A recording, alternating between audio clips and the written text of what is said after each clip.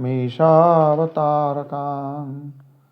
तत्प्रकाशांश्च चक्षुः कृष्णचैतन्यसंज्ञकम्। हरिः ओम। सहनाववतु सहनौ भुनक्तु सह वीर्यङ्करवावहै तेजस्विनामवधीतमस्तु मा विद्विषावहै। ओम शांति शांति शांति। हरिः ओम। अथो कठोपनिषदं काठकोपनिषद अथ द्वितीय अध्यायः। द्वितीय अध्याय का प्रथम वल्ली। मुमुक्षूणां वैराग्य संपादनस्य आवश्यकत्व उक्तिः। मुमुक्षुओं के लिए वैराग्य संपादन करना बहुत आवश्यक है। उसी प्रसंग लेकर काठकोपनिषद का दूसरी अध्याय का प्रथमा वल्ली शुरू हो रही है। अर्थात मुमुक्षु मतलब किसे मुमुक्षु कहते हैं? मुमुक्षु किसे कहते हैं? मुमुक्षु किसे कहते हैं? जो मुक्ति चाहते हैं। बुभुक्षु किसे कहते हैं? जो खाना चाहते हैं। मुमुक्षु किसे कहते हैं? जो मोक्ष चाहते हैं वो मुमुक्षु है। ज्ञानी भक्त ये सब बात नहीं है। मुमुक्षु मतलब जो मुक्ति चाहते हैं। मुमुक्षुणां वैराग्य संपादनस्य आवश्यकत्व उक्ति। मुमुक्षु लोगों के लिए वैराग्य संपादन करना, वैराग्य धारण करना आवश्यक है। इस उक्ति के साथ जमराज जी ये जो वचन कह रहे हैं, ये जमराज जी वचन कह रहे हैं नचिकेता को। ये जो मंत्र है, प्रथम मंत्र, परांचिखानि व्यतृणा स्वयंभू तस्मात् परांग पश्यति नान्तरात्मन् कश्चिद्धीरः प्रत्यगात्मानमैक्षदावृत चक्षुरमृतात्ममिच्छन्। यहाँ पर माधव भाष्य बहुत संक्षेप है। त्रेणु कात्करणे इति धातु। व्यतृणात्, व्यतृणात् इसी के बारे में त्रेणु धातु है जो कात्करणे, कुत्सित करणे। कुत्सित करण के मतलब इसका किसी को कुत्सित कर दिया जाता है ना, बनाया जाता है कुत्सित करके। कुत्सित मतलब अच्छा नहीं, देखने में बहुत खराब लग रहा है, क्रिया भी खराब है, तो ऐसे कुत्सित करण। तो त्रेणु कात्करणे मतलब कुत्सित करण है। या त्रेण मतलब कुत्सित किया। अब अर्थ देखो, सीधा सीधी वेदेशीय खंडार्थ देखो। माधव भाष्य में ऐसे एक लाइन है, त्रेणु कात्करणे इति धातु न सर्वथा मुमुक्षुर विषय प्रमादिशैत इति भावेन। रुक जाओ, कहाँ है ये? दूसरा होगा ये वेदेशीय खंडार्थ।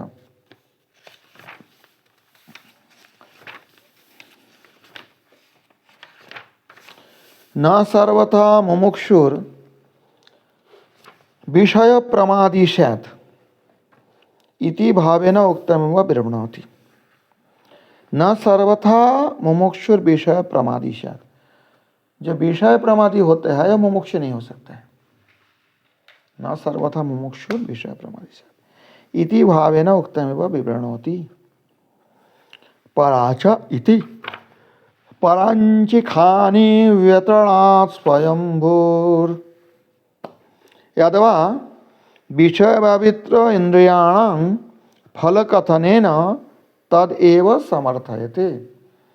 विषय व्यावित्र इंद्रिय जो है, व्यावित्र क्या होता है? विषय के द्वारा जो व्यावृत्त हो गया, डिस्क्वालिफाइड हो गया। पहले बोला भूल जाते हैं, व्यावृत्त कितना बार समझाया? व्यावृत्त होना मतलब डिस्क्वालीफाई हो जाना। विषय व्यावृत्त इंद्रियाणाम फल कथनेन तद एव समर्थयते। यद्वा, ये दूसरे अर्थ में, विषय व्यावृत्त जो इंद्रियों का है उसका फल क्या होगा? ऐसा इंद्रिय कहाँ ले जाएगा जीव को?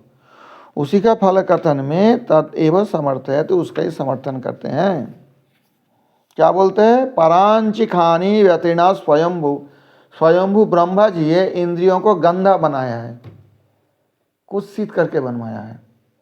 ये जो इंद्रिय है कोई अच्छा चीज़ देखने वाले ये नहीं है, गंदा संधा है, सारे कुत्सित है। और ब्रह्मा जी ऐसे ही बनवाया, क्योंकि संसार के वस्तु देखने के लिए बनवाया, भगवत देखने के लिए इंद्रिय बनाया। देखना, अनुभव करना, देखना तो सिर्फ एक इंद्रिय का काम है, परंतु ये जो सारे इंद्रिय बनाए हैं ब्रह्मा जी ने, वो कुत्सित करके बनाया है, गंदा करके ही बनवाया है। क्योंकि गंदा संसार में तो वही देखना है, इनको विषय देखना है, विषय सुनना है, विषय स्पर्श करना है, विषय को आस्वादन करना है, तो कुत्सित करके बनवाया। परांची खानी व्यतीर्णात् स्वयंभू, यह समझो। और पराक, परांची मतलब ये होता है अविवेकिनः बालाः तस्मात् परांग पश्यति नान्तरात्मन। बाला मतलब अविवेकी, जिनको विवेक नहीं है, वो क्या करते हैं? पराचो बहिष्ठान कामान अनुयंती। समझ नहीं आ रहा है इनका कुछ भी। जो अविवेकी है वो इंद्रियों के द्वारा बहिर्विषय काम्य विषय की तरफ जाते हैं। बात समझ नहीं आई? क्यों? कि ये इंद्रियों को ब्रह्मा जी बनाया ही ऐसी गंदा करके, कुत्सित करके। कुत्सित मतलब कदाकार, सिर्फ गंदा नहीं, कदाकार, कुत्सित। तो ब्रह्मा जी जब इससे कुत्सित करके बनवाया, तीर्णकात्करण है, तीर्णकात्करण है, इसके व्याख्यान अलग अलग आचार्य अलग अलग करते हैं, वो बात अलग है। परंतु बात तो ये वास्तवता सभी मानेंगे, जो इंद्रियां हैं, अविवेकी व्यक्ति उसी इंद्रियों द्वारा जो सांसारिक विषय को जाते हैं। सीधी बात है। इंद्र नहीं हो तो कैसे जाएंगे? मन नहीं हो तो कैसे संयोग करेंगे संसार के साथ? मन एक 10 इंद्रिय है और 10 इंद्रिय उनके अनुसार काम करते हैं। तो बाला मतलब अविवेकिनः पराच कामान अनुयंती बाला। दूसरी नंबर मंत्र में बाला शब्द को यहाँ ले लिया है। तो कामान अनुयंती, बहिष्ठान कामान अनुयंती। जो बाहर के जो कामना के वस्तु है, अंदर में नहीं जाते हैं इंद्रिय। क्या करते हैं? अभी तक समझ में नहीं आ रहा, क्या देख रहे हो? क्या बोल रहा हूं मैं? कहाँ जाते हैं अविवेकी? कहाँ जाते हैं इंद्रिय लेकर? बार बार बोल रहा हूं, सुनते नहीं है। बहिष्ठान कामान अनुयंती, जो बहिर्स्थित जो काम वस्तु है उसमें जाते हैं, उसके पीछे पड़ते हैं, अनुयंती, पीछे पीछे चलते हैं। अभी तक समझ नहीं आया? अंतस्थ नहीं, बहिष्ठ। बहिष्ठ जो कामान विषय है उसी में जाते हैं, क्योंकि इंद्रिय बनाया गया इसी करके। किसने बनाया? हाँ, स्वयंभू। परांची खानी व्यतीर्णात् स्वयंभूर तस्मात् परांग पश्यति नान्तरात्मन। इसलिए तस्मात् पराग पश्यति न अंतरात्मन। इसलिए इंद्रियों बाहर के विषय को ही देखते हैं, अंतरात्मा को नहीं देख पाते हैं। समझ में नहीं आई बात? बस बोलो ना, जो समझ आए। तो ये बात अब बात समझा अच्छी तरह से। जो परांची खानी व्यतीर्णात्, ये खानी क्या होता है पूछते तो नहीं हो। खानी इंद्रियाणी परांची बहिर्मुखानी व्यतीर्णात् कुत्सितानि चकारा। प्रकाशिका में देख सकते हो, लेकिन अभी पहले अर्थ देखो, वेदेशीय खंडार्थ। ठीक है। अतस्ते विततस्य सर्वदेश कालेषु। ओ ये दूसरी नंबर के तो व्याख्यान कर रहे हैं, पहली को तो बोला ही नहीं है। पराच, हाँ। तो पहले मंत्र के लिए यहाँ देखो, प्रकाशिका देखो। पूर्वाध्याय अंते, पूर्वज अध्याय के अंत में क्या बोला था, भूल गए? पूर्व अध्याय के अंत में क्या कौन से मंत्र है? पूर्व अध्याय के अंत में वो तो फल फल फलश्रुति है। क्या बोले थे जमराज?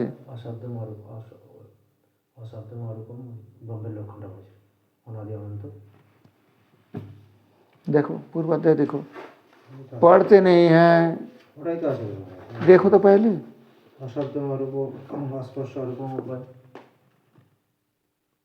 उत्तिष्ठत जाग्रत प्राप्य वरान निबोधत।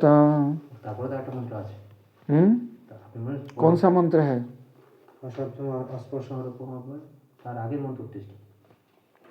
तो उसमें भी जो अशब्दम अस्पष्टम अरूपम अव्ययम जो बात है, पूर्वाध्याय अंते, प्रकाशिका देखो इसी मंत्र का द्वितीय अध्याय का, पूर्वाध्याय के अंत में, पूर्व अध्याय के अंत में क्या होगा इसका अर्थ? पूर्व अध्याय के अंत में क्या है? गुरु उपदिष्ट ज्ञानेन, गुरु उपदिष्ट, ये दोनों ऊ जोड़ के लंबी ऊ हो गया। पहले ये ह्रस्व दीर्घ शब्दों को, वर्णों को समझो। गुरु उपदिष्ट ज्ञानेन, देखो दीर्घ ऊ है। गुरु के द्वारा उपदिष्ट ज्ञान से तुष्ट हरे प्रसादात, जब उसी ज्ञान से भगवान तुष्ट हो जाएंगे तब ऐसी भगवान की प्रसन्नता से, प्रसाद से संसारोत्तार कर्तव्य इत्युक्तम, संसार से उद्धार होना चाहिए, ये बताया गया। ये बात स्पष्ट है कि नहीं है? पूर्वोदय पढ़े हो ढंग से? तो पूर्वोदय के अंत में क्या बोले हैं, कैसे उद्धार होंगे? गुरु उपदिष्ट ज्ञानेन, ये तृतीय विभक्ति लगा है। गुरु उपदिष्ट, गुरु के द्वारा जो उपदेश किए हुए ज्ञान के द्वारा तुष्ट हरे, जब भगवान हरि प्रसन्न होंगे तब उनके कृपा से, उनके प्रसाद से, उनके प्रसन्नता से संसारोत्तार कर्तव्य इत्युक्तम, संसार से तर जाना चाहिए, ये बताया गया है। तुम लोगों को तो ऐसे पढ़ाते हुए 10 साल लग जाएगा मेरे को उपनिषद खत्म करते हुए। मैं होते तो एक एक बल्ली, दो दो बल्ली एक दिन में कर लेते। स्वहृदय स्थित परमात्मा दर्शने, अपने हृदय में, स्वहृदय सप्तमी विभक्ति, अधिकरण है सप्तमी, स्वहृदय स्थित परमात्मनो दर्शने, अपने हृदय में स्थित परमात्मा का दर्शन करने के लिए स्वमनो आदि इंद्रिय बलम, अपने मन आदि जो इंद्रिय है यही तो पर्याप्त हैं। किंग गुरु प्रसाद है ना, गुरु कृपा की क्या आवश्यकता है? ये पूर्व पक्ष आया, अभी तक समझ नहीं आया बात। क्या बोला मैंने? बोलो। गुरु कृपा की दरकार, এটা হচ্ছে पूर्व पक्ष। क्यों? इंद्रिय मन इत्यादि संयत করার ফলেই तो संसार। अरे कुछ नहीं समझ पाया। स्वहृदय स्थित, जब परमात्मा हृदय के अंदर ही है तो उनको देखने के लिए तो हमारी इंद्रिय है, मन है, इसी से देख लेंगे। गुरु कृपा की क्या आवश्यकता है? तो मेरे अंदर ही है परमात्मा। क्या बोल रहा हूँ, क्या सुन रहे, क्या ध्यान दे रहे, पता नहीं क्या बोला, अभी बताओ फिर। परमात्मा के दर्शन करार জন্য আমার इंद्रिय দিয়ে তো দেখা যাবে गुरु कृपा की दरकार। इंद्रिय मन आदि इंद्रिय अलम, ये पर्याप्त है। गुरु कृपा की क्या आवश्यकता? ये पूर्व पक्ष है, ये पूर्व पक्ष है, ये सिद्धांत नहीं। इति शंका वारणाय, ऐसी शंका तो पूर्व पक्ष को वारण करने के लिए, निवारण करने के लिए, द्वितीय अध्यायस्य आदौ इंद्रियाणां बहिर्मुखतया, द्वितीय अध्याय के प्रारंभ में आदौ इंद्रियाणां, इंद्रियों का बहुवचन में है ये, बहिर्मुखतया, बहिर्मुख होने के कारण, कुत्सिततया च, और कुत्सित होने के कारण, कुत्सित मतलब कदाकार होने के कारण, च स्वयंभुवा सृष्टत्वात्, और बोला क्यों ऐसे किया, कुत्सित क्यों है, बहिर्मुख क्यों है? स्वयंभुव ब्रह्मा जी के द्वारा सृष्ट होने के कारण ऐसे, उन्होंने ऐसे ही बनाया। ये बाद में मैं पूछूंगा, मुझे समझा देना पड़ेगा इसको, नहीं ऐसा बोलने से क्या फायदा है, तुम लोग अगर समझे नहीं तो। जो स्वयंभुवा सृष्टत्वात्, स्वयंभू ब्रह्मा जी के द्वारा सृष्ट होने के कारण, होने से तो ब्रह्मा जी क्यों सृष्टि किया, ऐसा प्रश्न आता है ना। तो विषय देखने के लिए सृष्टि किया है। तुम अपने कर्म भोग करने के लिए संसार में आए हो तो कर्म भोग करो, देखो विषय जो है वो भोग करो। तो विषय तो कोई अच्छी चीज नहीं है, सांसारिक विषय। तो इसलिए ये बहिर्मुख भी है और कुत्सित भी है, ऐसे ही बनाया गया। इसी कारण से तद वशीकरणाय, उसको बस करने के लिए इंद्रियों को गुरु प्रसाद आवश्यक, गुरु कृपा आवश्यक है। इति भावेन आह, इसी भाव से कह रहे हैं, कहे हैं। आह मतलब ये भूतकाल है। भूतकाल किसे कहते हैं, प्रेत वाले। तो भूतकाल किसे कहते हैं, पास्ट टेंस, ऐसा कहा गया। क्या कहा गया, परांचिखानी व्यतृणा स्वयंभू तस्मात् परं पश्यति नान्तरात्मन् काश्चिद्धीरः प्रत्यगात्मानमैक्षद आवृत्तचक्षुरमृतात्ममीच्छन्। ठीक है, इति भावेन आहो, इसी भाव से ये मंत्र कहा गया। किसके द्वारा कहा गया, किसने कहा ये मंत्र, जमराज ने कहा है। किसको कह रहे हैं, नचिकेता को। खानी इंद्रियाणी परांची बहिर्मुखानी व्यतृणात् कुत्सितानि चकार। खानी मतलब इंद्रियाणी, यहाँ ख शब्द से इंद्रिय को माना जाएगा। खानी इंद्रियाणी, देखो वहां पर है, देखो अन्वय भी है। खानी इंद्रियाणी है ना, खानी इंद्रियाणी परांची बहिर्मुखानी है, बहिर्मुख उसमें है ना अर्थ। अच्छा, परांची क्या अर्थ किया उसने, परांची कैसे नहीं है, कौन मंत्र देख रहे हो, द्वितीय अध्याय की। अरे बड़ा विचित्र है, तो क्या अर्थ बोला है उसमें, देखो ना अन्वय किया है। हाँ तो बाहर के मतलब बहिर्मुख, बाहर की ओर जाने वाली बहिर्मुख है, वही तो मैं बता रहा हूँ, वही अर्थ होगा। बहिर्मुखानी व्यातरणात् बनाया है, लेकिन इसमें माधवाचार्य जी का स्पेशल कहना है कुत्सित करके बनवाया है, कदाकार करके बनवाया है, क्योंकि त्रिणुकात कारण है, धातु है। तो व्यातृणात् कहने से बनाया है, ऐसे और आचार्यों ने कोई कोई व्याख्यान किया है। तो बनाया है क्या, से बहिर्मुख करके नहीं, बहिर्मुख करके और कुत्सित करके, कदाकार करके बनवाया। त्रिणुकात करणे इति धातु, तो धातु का अर्थ तो वही आता है, त्रिणात् व्यातृणात्। कश्चित् धीरः, मंत्र का दूसरे लाइन देखो, कश्चित् धीरः प्रत्यगात्मानमैक्षत आवृत्तचक्षुरमृतात्ममीच्छन्। कश्चित् धीरः, कोई एक धी, धी मतलब होता है बुद्धिमान, जिनको बुद्धि है वो उसका धीर कहा जाता है। हाँ, कश्चित् धीरः हरि अनुग्रहात्, हरि अनुग्रहात् कैसे हुआ, हरि अनुग्रहात्, हरि अनुग्रहात् क्यों हुआ, हाँ ये कोई आना चाहिए। हरि अनुग्रहात् प्रत्यगात्मानमैक्षत, प्रत्यगात्मा पराक होता है बाहर देखना, प्रत्यक मतलब अंतरात्मानम, ऐक्षत देखते हैं, इति योजना, इस तरह योजना करना चाहिए। आवृत्त चक्षुर अमृतत्वम इच्छन, आवृत्त चक्षुर, और विदेशीय खंडर तो यहाँ पढ़ते है, इसको मैंने मार्क नहीं करके रखा इसलिए देखो, वेदेशियम के नीचे देखो, वेदेशीय खंडार्थ प्रथम मंत्र का यहाँ पर है, देखा। हरि ही ओम स्वयंभूर्ब्रह्मा परांची परांगमुखानी विषयाशक्तानि। परांची मतलब परांगमुख, बाहर की ओर जाने वाले, विषय में आसक्त, जैसे भी अर्थ करो। लोकेंद्रिय स्वरूप कथन में तत्, लोकेंद्रिय मतलब साधारण लोगों का इंद्रियों का स्वरूप कह रहे, यही है। लोक मतलब क्या, जनसाधारण, कोई भी साधारण व्यक्ति, जो आम जनता बोलो। तो आम तौर पर तो यही है ना, समझ में नहीं आई बात। आमतौर पर क्या है, इंद्रिय तो बाहर की वस्तु देखने के लिए, सुनने के लिए, आस्वाद करने के लिए बनाया गया, ब्रह्मा जी ने बनवाया। तो लोको इंद्रिय स्वरूप कथनम एतत्, ये साधारण जो जनता है उनकी इंद्रिय का स्वरूप बता रहे हैं। खानी इंद्रियाणि व्यातरणात् कात् कृतवान, इंद्रियों को बनाया, कैसे बनाया, कुत्सित करके बनाया, कात् कृतवान, त्रेणु कात् करणे, और त्रेणुदातर हननार्थत्वस्य अश्रुतत्वादिति भावः।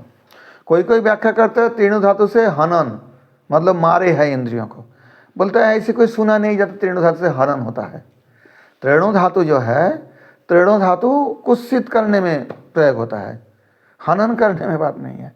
तो इसलिए इसको खंडन भी किया थोड़ा सा विदेशी तीर्थ ने, कि और भाषा में कोई किए होंगे, अभी इतना तुम लोगों का समझने की जरूरत नहीं है। त्रेणु के मतलब होता है, त्रेणु धातु का ही तात्पर्य जो होता है, जो प्रयोग होता है उसका कात् करणे, त्रेणु कात् करणे, कुत्सित करणे। तो यहाँ कहते हैं व्यातृणात् कात् कृतवान, विषया व्यावृत्यानि अकरत, विषय व्यावृत्त कर दिया इंद्रियों को, विषय के द्वारा डिस्क्वालीफाई कर दिया, हिंदी बोलने से समझ नहीं पाया, अयोग्य बना दिया। क्यों? व्यावृत्त किसे कहते हैं? डिस्क्वालीफाइड को व्यावृत्त कहते हैं। डिस्क्वालीफाई करने वाले चीज व्यावर्तक कहा जाता है। तो विषय द्वारा इंद्रिय व्यावृत्त हो गया। समझ नहीं आ रही बात? विषय की ओर जाएगा, अंतरात्मा को नहीं दिखेगा, ऐसे ही बनाया गया। तस्मात् विषय व्यावृत्य इंद्रियत्वात्, इसलिए विषय के द्वारा डिस्क्वालीफाई होने के कारण, कौन को डिस्क्वालीफाई, कौन हुआ? विषय का द्वारा डिस्क्वालीफाई किसको किया? इंद्रियों को। तो विषय व्यावृत्य इंद्रियत्वात् परांग न पश्यति, जो अंतरात्मा है उसको नहीं देखते हैं। ओ नहीं सॉरी, विषय व्यावृत्तानि अकरोत्, विषय व्यावृत्त कर दिया साधारण जनता को, इंद्रियों को कुत्सित कर दिया। तस्मात् विषय व्यावृत्त इंद्रियत्वात् परांग न पश्यति, परंतु जो विषय व्यावृत्त कर देंगे, विषय को व्यावृत्त कर देंगे इंद्रियों से, विषय को डिस्क्वालीफाई कर देंगे, वो परांग न पश्यति, बहिर्मुख नहीं देखेगा। तो क्या देखेगा वो? विषयासक्त न भवति किंतु अंतरात्मनि पश्यति। विषय के द्वारा इंद्रियों को डिस्क्वालीफाई कर दिया, तो धीर कश्चित धीर प्रत्यगात्मा न ऐक्षत, वो प्रत्यक दर्शन करते हैं, पराग नहीं। वो क्या करते हैं? विषय को डिस्क्वालीफाई कर देते हैं, इंद्रियों से विषय को अलग कर देते हैं। ये हमारे विषय, इंद्रियों विषय देखने के लिए नहीं है। समझ नहीं आई बात? हाँ, साधारण जनता के लिए तो वही है, लेकिन कश्चित धीर, कोई कोई बुद्धिमान व्यक्ति, विषयासक्त न भवति किंतु अंतरात्मनि पश्यति, और विषयासक्त नहीं होते इंद्रियों के द्वारा, वो अंतरात्मा को देखते हैं। ये जो पहली बात है ना, मुमुक्षूणां वैराग्य संपादन से आवश्यकत्वक्ति, मुमुक्ष लोगों के लिए वैराग्य संपादन करने के लिए मुमुक्षुओं को क्या आवश्यक है, ये यहाँ पर यमराज जी बोल रहे हैं इसी मंत्र में। अंतरात्मनि एवं आसक्त भवति इत्यर्थः। तो जो धीर व्यक्ति होता है वो इंद्रियों के द्वारा विषय नहीं देखता है, विषय प्रति आसक्ति नहीं होता है, जो अंतरात्मा है उनमें आसक्त होते हैं। समझ नहीं आ रहा है? अच्छा, यत एवं अतः, यत एवं अतः, जिस कारण से ऐसा होता है, अतः इसी कारण से, कश्चित धीरो, कश्चित मतलब कोई, कुछ एक, इक्का दुक्का, जैसे साधारण हिंदी में बोला जाता है। कश्चित मतलब कुछ एक, इक्का दुक्का कोई धीर व्यक्ति जो है, जिनका अंदर विवेक है, जो परमात्मा दर्शन करना चाहते हैं, अमृतत्वम इच्छन, अमृतत्व मतलब मोक्ष, जिससे बाद फिर मृत्यु नहीं होगा। मृत्यु नहीं होगा मतलब क्या? जन्म ही नहीं होगा, फिर मृत्यु कहाँ से होगा? तो मोक्ष प्राप्त कई अमृतत्व बताया गया। अमृतत्वम इच्छन, कोई कुछ एक धीर व्यक्ति, विवेकी व्यक्ति, बुद्धिमान व्यक्ति वो अमृतत्व का कामना करके क्या करते हैं, आवृत्त चक्षुर, आंखें को ढक दिया। आवृत्त चक्षु मतलब ढके हुए आंख, आंखें को ढक देने का मतलब क्या होता है, विषय से इंद्रियों को व्यावृत्त कर लेते हैं। तो विषय को व्यावृत्त कर दिया, इंद्रिय को अलग कर दिया। विषय व्यावृत्त इंद्रिय सन, समझ में नहीं आई बात। आंखें को ढक देते, आंखें को ढक देते हैं मतलब क्या, क्लोज कर देगा आंखें को, विषय से हटा लेंगे। तो क्या होता है, वो वैराग्य वही तो होता है। विषय रहते हुए भी नहीं देखेंगे, विषय रहते हुए भी नहीं सुनेंगे, विषय रहते हुए भी स्पर्श नहीं करेंगे, तो वही तो वैराग्य है। तो वैराग्य संपादन अति आवश्यक है। तो कुछ एक धीर व्यक्ति जो मोक्ष चाहते हैं, वहाँ ऐसे नहीं करना, ध्यान से सुनो, जो मोक्ष चाहते हैं वो विषय व्यावृत्त इंद्रिय होकर, अर्थात आवृत्त चक्षु मतलब आंखों के ढक के, आंखों ढकने के मतलब उसका तात्पर्य समझो, इसको उपलक्षण करके सभी इंद्रियों को विषय से हटाकर, आंखें ढक लेने से क्या होता है, दिखेगा नहीं कुछ। तो तात्पर्य ये है, सिर्फ आंख नहीं, विषय व्यावृत्त इंद्रिय सन प्रत्यगात्मानम अंतरात्मानम ऐक्षत अपश्यत। प्रत्यगात्मा मतलब अंतरात्मा, प्रत्यक जो अंदर है, तो परमात्मा को देखते हैं। अपश्यत, ऐक्षत मतलब अपश्यत, अपश्यत मतलब ये भूतकाल है, देखा है। जमराज जी बोल रहे हैं ना, किसी किसी ने देखा है, बाकी सब ये सांसारिक वस्तु ही देखते रहते हैं। ये भूतकाल में प्रयोग होता है अपश्यत। तो अपश्यत यहाँ फिर व्याख्यान कर रहे वेदेश तीर्थ में, पश्यत मतलब पहले कोई कोई देखा था, अभी भी कोई कोई देखते हैं। समझ नहीं आ रही बात। और जो मुमुक्ष है उसको देखना चाहिए पश्यत। तो पहले कोई कोई ऐसा देखे हैं अंतरात्मा को, आवृत्त चक्षुर अमृतत्वम इच्छन, आंखों को ढाक कर मोक्ष प्राप्त करने के लिए, आंखों मतलब इंद्रियों को विषय से प्रत्याहार कर अंतरात्मा का दर्शन किया था। तो ऐसा ही करना चाहिए जो मुमुक्ष होंगे, उसके अंदर वैराग्य संपादन अनिवार्य है। समझ में आई बात। आप दूसरी मंत्र देखो, इसलिए मेरा कन्फ्यूजन हुआ था, विदेशी खंडार्थ यहाँ दे दिया ना पहले मंत्र का। दूसरा मंत्र देखो, पहले मंत्र को फिर पढ़ो तब जाके ध्यान आएगा। परांचिखानि व्यतृणा स्वयंभूस्तस्मात्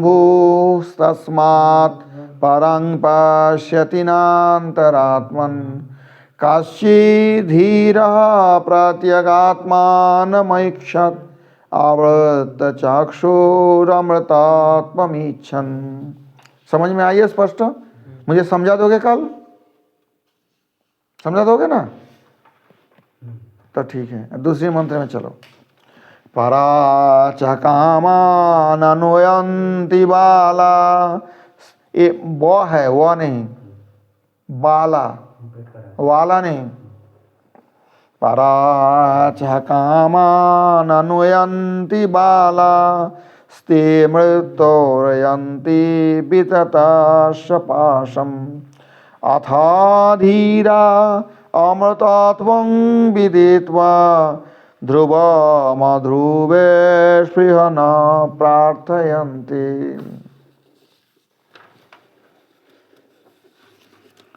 इससे कुछ भाष्य माधवाचार्य जी का है, आगे भी है मंत्र। पहले ये करवाऊं या आगे करवाऊं? और पूरा पकड़ पाओगे? एक को पहले समझा है, 2 नंबर मंत्र को। तो विदेशीय खंडार्थ में चलो।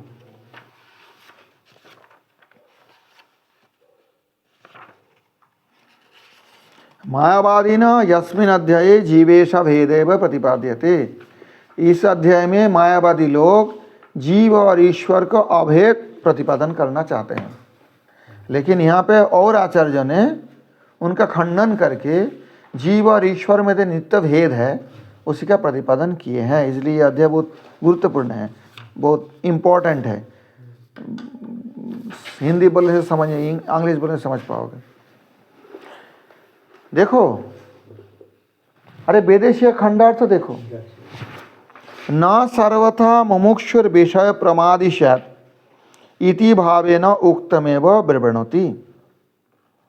न सर्वथा मुमुक्षुर विषय प्रमादी स्यात्, सर्वत प्रकार से जो मुमुक्षु है वो विषय प्रमादी नहीं होते हैं, इसी भाव से।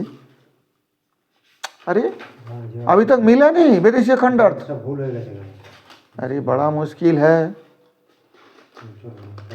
हाँ, न सर्वथा मुमुक्षुर विषय प्रमादी स्यात् इति भावेन, मुमुक्षु हर समय विषय प्रमादी नहीं होता है, कोई कोई विषय की ओर भी जाते हैं, पूरा पूरी सर्वथा नहीं होता है। अब मोक्ष चाहते हैं कि आंखें की बिल्कुल देखेंगे ही नहीं, कुछ कान से कुछ सुनेंगे ही नहीं, या तो मुश्किल है ना। न सर्वथा, इसलिए कहते सर्वथा मतलब सर्व कंप्लीट। अंग्रेजी नहीं बोलने से अभी का लड़का समझते नहीं है हिंदी। सर्वथा विषय प्रमादी मुमुक्षु न स्यात् इति भावेना, इसी भाव से उक्तम एवं, जो पहले कहा गया है उसको ही विस्तार कर रहे विवृणोति। पहले क्या कहा गया, एक नंबर मंत्र में क्या कहा गया अभी तो समझाया। हाँ, विषय मुख्यतः की प्रत्यक्ष आत्मा परोक्ष, अभी भूल गया, याद बा বলতে সময় লাগে স্যার। আমি মাঝখানে কি করব, আগে মন্ত্র কি আছে বললো তাহলে।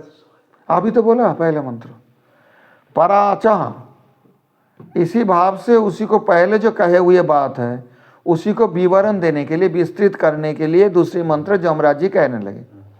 पराच इति, पराच कामान अनुयंति बाला, बाला अथवा विषय व्यावृत्त इंद्रियाणां फल कथनेन तदेव समर्थयते। विषय व्यावृत्त जो इंद्रिय है उसका जो फल है वो कहने के द्वारा, उसको कथन के द्वारा उसी का ही समर्थन करते हैं। दोनों ही अर्थ में आते हैं। बाला अविवेकिनः, बाला मतलब अविवेकिनः, देखो ना वो अर्थ देखो ना क्या लिखा है बाला। बाला अर्थ हाँ मूर्ख अविवेकी, बात वही आता है जैसी करके बोलोगे। बाला मतलब या मूर्ख, बाला मतलब वास्तव, बाला मतलब बच्चे, बालक को बाल कहा जाता है, समझ में आई बात। लेकिन यहाँ बाला मतलब बच्चे नहीं हैं, जिसका विवेक नहीं है, मूर्ख है, जैसे बच्चे कुछ जानते नहीं है, सारा सार विचार नहीं है, क्या खाना चाहिए क्या ना खाना चाहिए, हो सके कोई गंदगी लेके मुंह में डाल देता है, बच्चा करता है कि नहीं।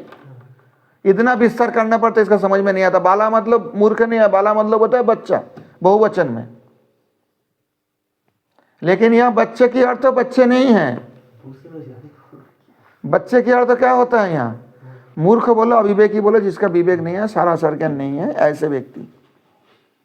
पराच कामान अनुजंती, पराच बहिष्ठान कामान अनुजंती, बस अविवेकी व्यक्ति बाहर में जो कामना के वस्तु है, अनुजंती मतलब पीछे पीछे जाना, उसके पीछे पीछे जाते हैं।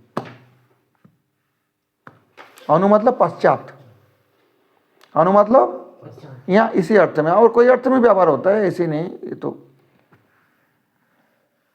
अनुयंती मतलब पीछे पीछे जाता है। अतस्ते विततस्य, ते मृत्युरयंती विततस्य पाशम, मंत्र देखो। अतस्ते इसी कारण से, अतः मतलब इसी कारण से, अतएव बांग्ला में कहते हैं ना अतएव, यहाँ अतः कहते हैं। अतः ते विततस्य, अर्थात सर्व, वितत मतलब जो विस्तार, जो विस्तृत है, अर्थात सर्वदेशु कालेषु विस्तृत व्यापारस्य, वो क्या करते हैं, भागवत को सुना नहीं है। सुखदेव जी पहले क्या बोले हैं, द्वितीय स्कंद की प्रथम, श्रोतव्यादिनी राजेंद्र नृणां संति सहस्र, वही बता रहे हैं। विस्तृत व्यापार से, हजारों विषय व्यापार में, हजारों विषयों में, विततस्य, अभी तक समझ नहीं आ रहा है। सहस्र, श्रोतव्य आदि राजेंद्र, श्रोतव्य आदि मतलब उपलक्षण करके, श्रोतव्य, द्रष्टव्य, स्पर्श, सब कुछ आस्वादितव्य, तो हजारों हजारों है। सर्वदेश कालेषु, सब प्रकार देश और सब प्रकार काल में, यहाँ सप्तमी विभक्ति व्यवहार हुआ है। विस्तृतो व्यापारस्य, जो विततस्य विस्तृत करता है, ये चाहिए वो चाहिए, ये याद रखना है वो याद रखना है, ये करना है ये बोलना है, तो क्या होता है, मृत्यु यमश्च पाशं मरणमिति यावयन्ति, ते मित्रर्यन्ति मृत्योर्यन्ति विततस्य पाशम। अर्थात इस तरह जो विस्तार करते रहते हैं, हजारों हजारों विषय सुनते हैं, क्यों, अपश्यतम आत्मतत्वम, ये पहले ही बताया, जो आत्मतत्व देखते हैं वो तो अलग है, वो तो बाहर में इंद्रियों को नहीं जाने देंगे, लेकिन जो देखते नहीं आत्मतत्व, विततस्य पाशम, तो कब तक देखते रहेगा, वही बताते हैं, देखो, अतस्ते विततस्य सर्वदेश कालेषु, है ना, विततस्य मतलब क्या, विस्तार, हाँ, विस्तृत व्यापारस्य मृत्युर यमश्च पाशं, यमश्च पाशं जानती मतलब क्या, मरण को जाते हैं, मरण को प्राप्त करते हैं, बंधन पास बंधन मतलब यम के बंधन कब लगेगा, मरने जाएंगे तो मरने के समय लग जाता है, सब मरण को तक करते हैं।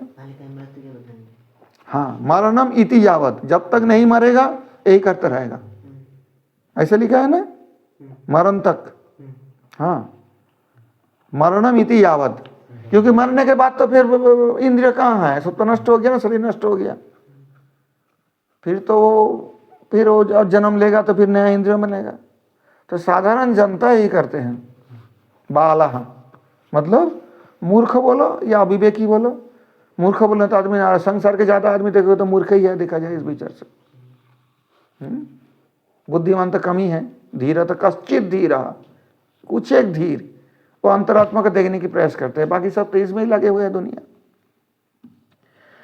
अथ तस्मात्, अतएव, अतः तस्मात्, इसी कारण से, उस कारण से, धीरा अमृतत्वं मोक्षं ध्रुवं नित्यं विदित्वा, ये अथ धीरा अमृतत्वं विदित्वा, इसी कारण से, अतः इसलिए, जैसे भी बोलो, धीरा अमृतत्वं विदित्वा, जो धीर वस्तु होता है, जो मूर्ख नहीं है, जो अविवेकी नहीं है, जो विवेकवान पुरुष है, वह क्या करते हैं, अमृतत्वं मोक्षं ध्रुवं नित्यं विदित्वा, वो जानते हैं कि ध्रुव नित्य वस्तु अमृतत्व है, मोक्ष है, संसार भोग नित्य नहीं है, ये जानकर विदित्वा इह अध्रुवेषु विषयेषु न प्रार्थयन्ते, जो अध्रुव है, जो अनित्य है, वो विषय के लिए प्रार्थना नहीं करते।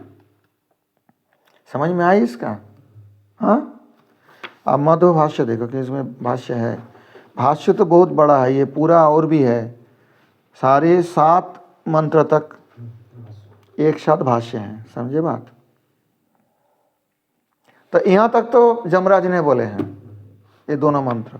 अब नचिकेता प्रश्न कर रहे हैं, तीसरी मंत्र में जो है नचिकेता का प्रश्न है, पहले ये समझ लो, पराच कामान अन्वयन्ति बाला, ये बाला का जो ये विसर्ग है, ये बहुवचन है ना, बाला, तो वो यहाँ स हो गया, विसर्जन स, ये त में जुड़ गया, समझ में आई बात।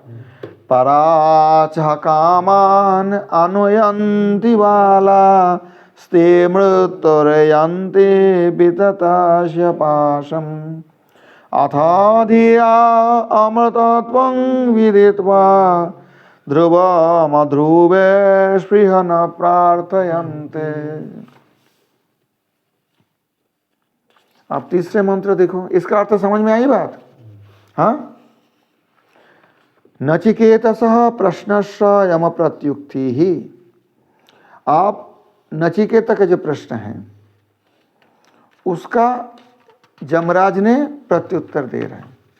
क्या प्रश्न था, ये तृतीय मंत्र में देखो, येन रूपगुं रसं गन्धं शब्दान् स्पर्शांश्च मैथुनान् एतेनैव विजानाति किमात्र परिशेषते एतद् वै तत्।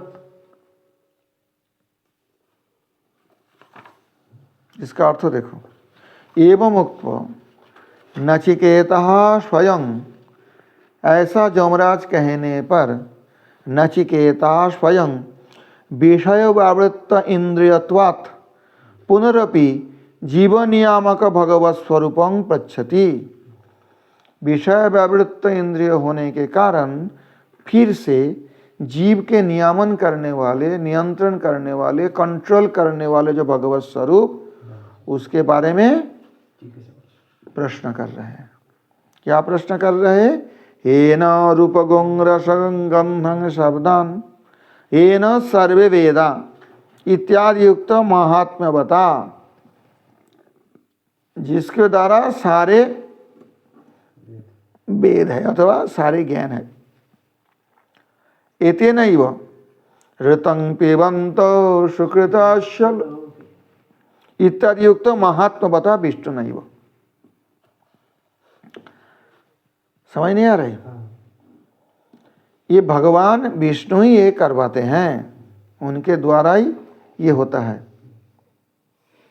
एतेनैव विजानाति, एतेनैव मतलब और विष्णु के द्वारा ही सब जानते हैं। उनके बिना ये जो संसारी जीव है वो रूप रस गंध स्पर्श से ये भी अनुभव नहीं कर पाएगा। जीव रूपादिकं विजानाति, जीव रूप आदि को जानते हैं विशेष रूप से, है ना। रूप आदि मतलब रूप रस शब्द स्पर्श गंध। यच्च अत्र मुक्तो परिशिष्यते तदेतत् किं कैर्विशेषणैर्विशिष्टम् इत्यर्थः। विजानाति यच्च अत्र, ये संसार में रहते हुए जीव तो इंद्रियों के द्वारा ये सब जानते हैं। जब मुक्त हो जाएंगे तो इंद्रिय तो नहीं रहेगा। समझ नहीं आ रही बात? ये जड़ चक्षु जड़ कर्ण ये तो नहीं रहेगा, फिर कैसे क्या जानेगा? भगवान का कैसे देखेगा फिर जब आंखें नहीं रहेगा? जो कान नहीं रहेगा तो भगवान को बात कैसे सुनेगा जो मुक्त हो गया? जब त्वचा नहीं है तो कैसे भगवान का चरण स्पर्श करेगा, अनुभव करेगा? जीव रूपादिकं विजानाति यच्च अत्र मुक्तो परिशिष्यते तदेतत् किं कैर्विशेषणैर्विशिष्टम् इत्यर्थः। जब मुक्ति जीव में जो मुक्त हो गए, जिनका मुमुक्षु तो जब मुक्ति चाहते हैं वो तो इंद्रियों का नियंत्रण कर रहे हैं, लेकिन मुक्त हो गया तो इंद्रिय है ही नहीं उनका। फिर तत् एतत् किं कैर्विशेषणैर्विशिष्टम्, एतत् मतलब ये जो सारे हैं संसार में जो सब देखते हैं सुनते हैं, तो किस विशेषण की तरह विशिष्ट होगा? परिहारमाह एतद् वै तद् इति। ये जो एतद् वै तद् कह दिया परिहार, परिहार का मतलब हाँ छोड़ देना कि एतद् वै तद्, इससे आगे नहीं जाना चाहिए, नहीं जानो। तत्पृष्ठम जीवनियामक भगवत स्वरूपम एतद् बक्ष्यमान विशेषण विशिष्टं वै प्रसिद्धम इत्यर्थम। तुमने जो पूछा है तत्पृष्ठं जीवनियामकम, ये तत् जो है तद वस्तु, जीव का नियामन करने वाले जो भगवत स्वरूप है। एतद् बक्ष्यमान विशेषण विशिष्टं, ये जो विशेषण बताया गया, येन रूपगं रसं गंधं शब्दान् स्पर्शांश्च मैथुनान् एतेनैव विजानाति। उसी जो भगवत स्वरूप जीव को नियंत्रण करते हैं, उसी भगवान के द्वारा ही जीव ये अनुभव कर पाता है, नहीं तो ये भी नहीं कर पाते। समझ में आई बात? वै प्रसिद्धम, ये सब जानते हैं इसलिए वै, एतद् वै तत्। समझ में आई बात? फिर मंत्र बोलो। नचिकेत से प्रश्नस्य याम प्राक्त्युक्ति ही येन रूपगं रसं गंधं शब्दान् स्पर्शांश्च मैथुनान् एतेनैव विजानाति किमत्र परिशिष्यते एतद् वै तत्।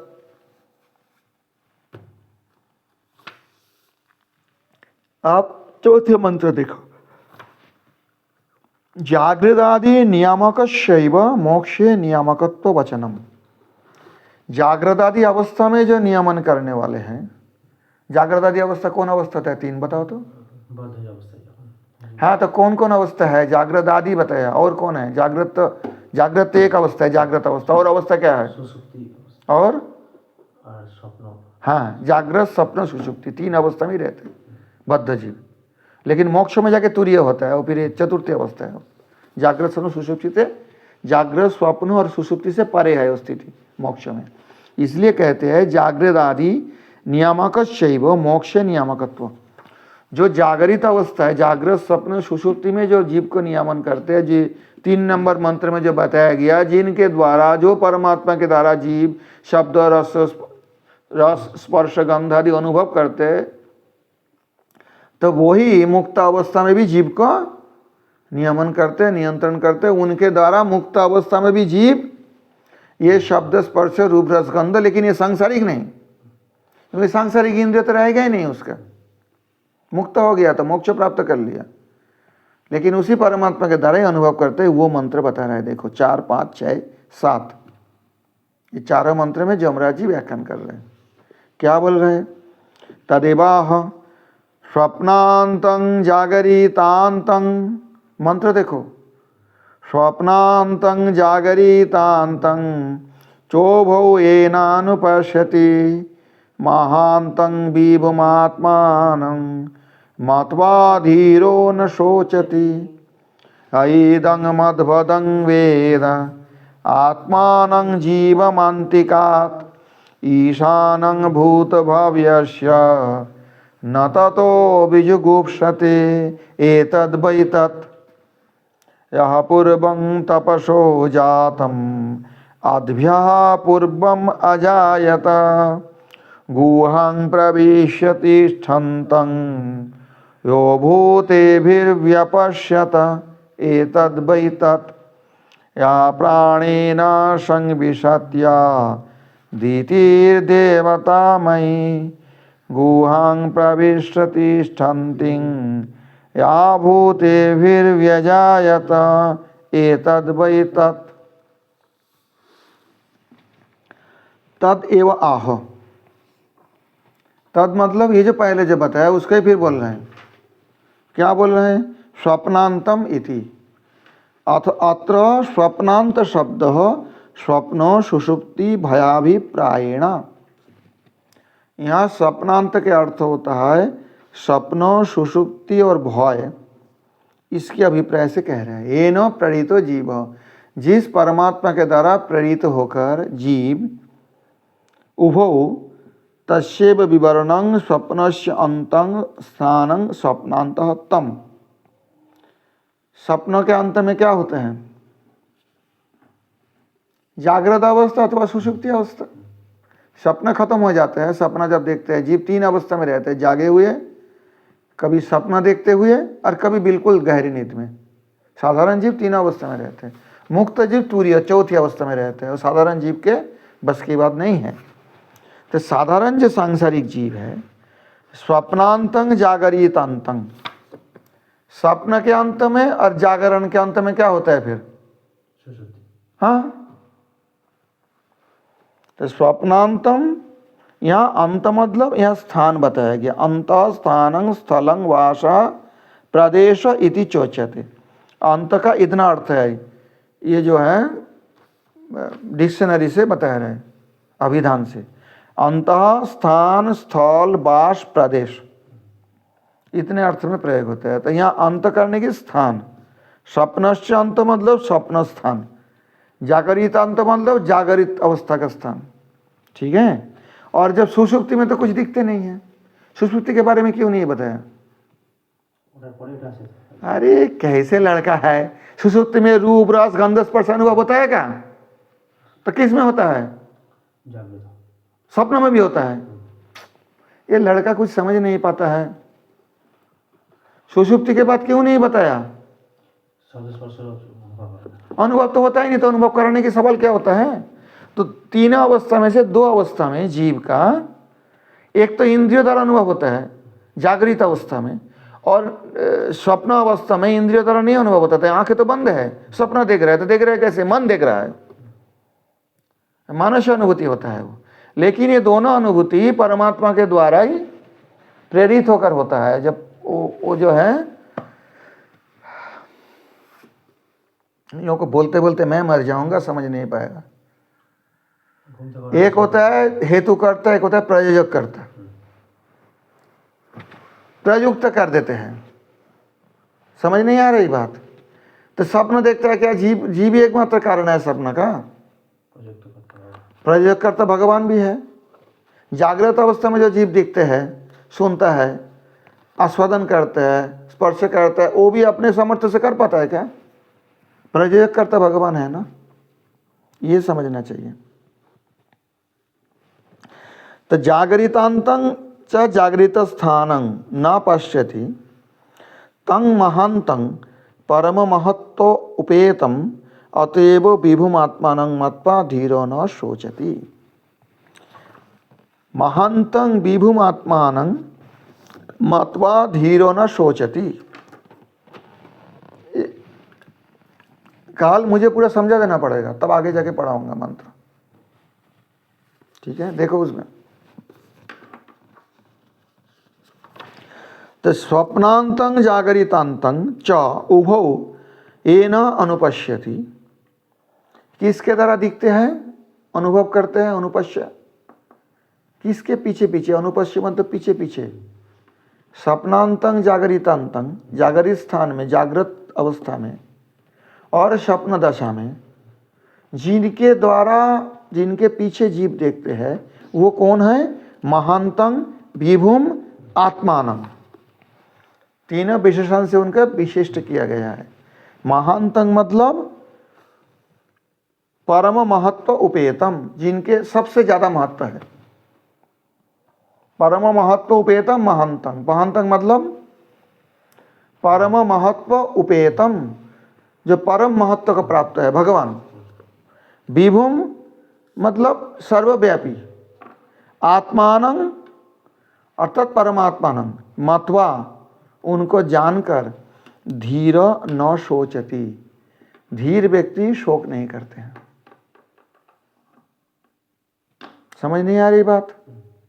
जिनके द्वारा स्वप्न अवस्था में, स्वप्न स्थान में और जागरित स्थान में जिनके पीछे जीव दर्शन करते हैं या श्रवण करते हैं आदि, उसी महांत विभु परमात्मा को जानने पर धीर व्यक्ति शोक नहीं करते।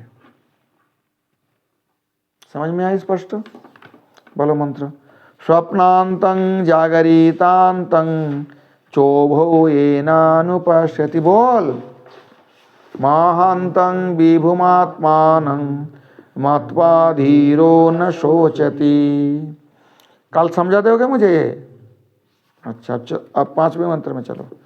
यदं मद्वदं वेद आत्मानं जीवमान्तिकात् ईशानं भूतभव्यस्य न ततो विजुगुप्सते एतद्वै तत्। किंच, किंच, किंच मतलब एवं क्या, और क्या? किंच मतलब किंच, ये जो माँ यहाँ हो गया उसके एक सूत्र है, वो संधि होता है, ये हल संधि में। जब नहीं पढ़ोगे समझाने से भी कोई समझ नहीं पाओगे। तो किंच, किंच हो गया, फिर क्या, और क्या, ऐसा। किंच मतलब और क्या। या इमं इदं इमं मध्वदं, या इदं मतलब ये, मधु अदम मध्वदम, ये कौन सा संधि हुआ? मधु, इतना टाइम लगता है। मधु अदंग मध्वदंग मतलब जो मधु खाने वाले, अद भोजन है, औषण है, ये मधु खाने वाले।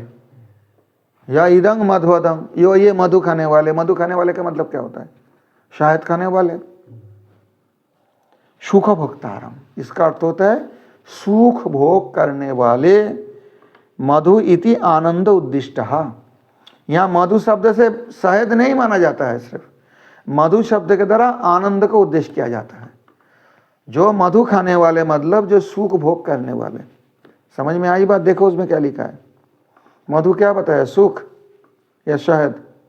अरे देख, मधु का अर्थ शहद ही है, लेकिन अर्थ में देखो सुख भोक्तारम लिखा होगा, सुख भोग करने वाले।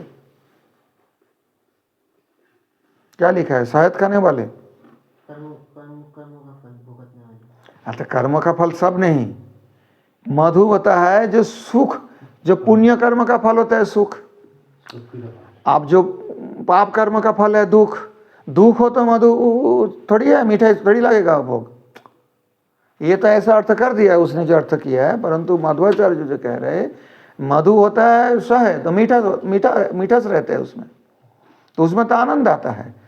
और तो कर्म पे फल भोगोगे तो कर्म तो दोनों तरफ ही है, पाप कर्म भी है पुण्य कर्म भी है। पुण्य कर्म के फल से तो सुख भोग होता है, हाँ, पाप कर्म के फल से तो दुख भोग होता है। तो मध्वदंग मतलब यहाँ सुख भोक्तारम, सुख भोगने वाले। समझ में आई बात?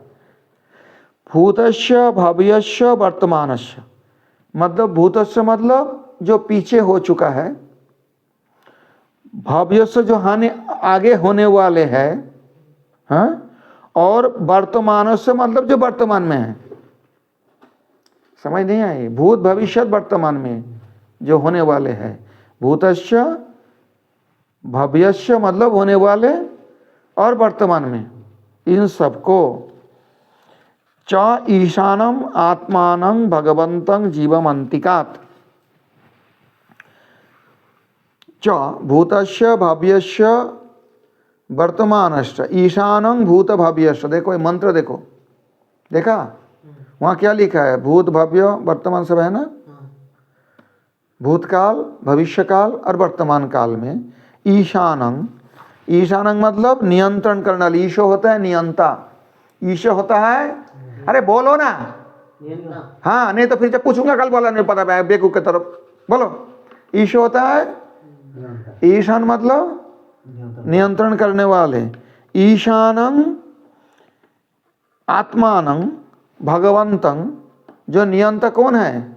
भगवान है। जीवम अंतिकात या वेदा, जीव के निकट में, अंत का मतलब निकट, अंति का मतलब निकट में, जो जानते हैं। सततो, जो जानते हैं कि सुख भोक्ता, सुख भोग करने वाले जो परमात्मा, भूतकाल में वर्तमान काल को भविष्य काल को जो नियंता है, सबको नियंत्रण करने वाले है ना वो ईशान, उनको जीवम अंतिकात यो वेदा, जीव के बहुत निकट है जो ऐसा जानते हैं। सततो, वो उसी के द्वारा क्या होता है?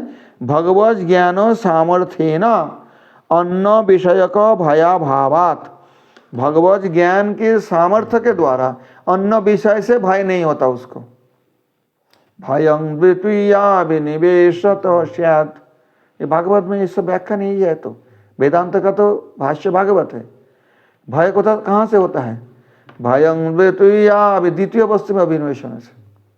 परंतु जो ईशान नियंत्रण करने वाले, भूतकाल को भविष्य काल को और वर्तमान काल को, सभी को नियंत्रण करने वाले परमात्मा को जो जानते हैं, और कैसे जानते हैं? जीव के निकट है, जो हमारे साथ वो है, जो इसको जानते हैं। लिखा है ना ऐसे, देख अनुवाद में, हाँ।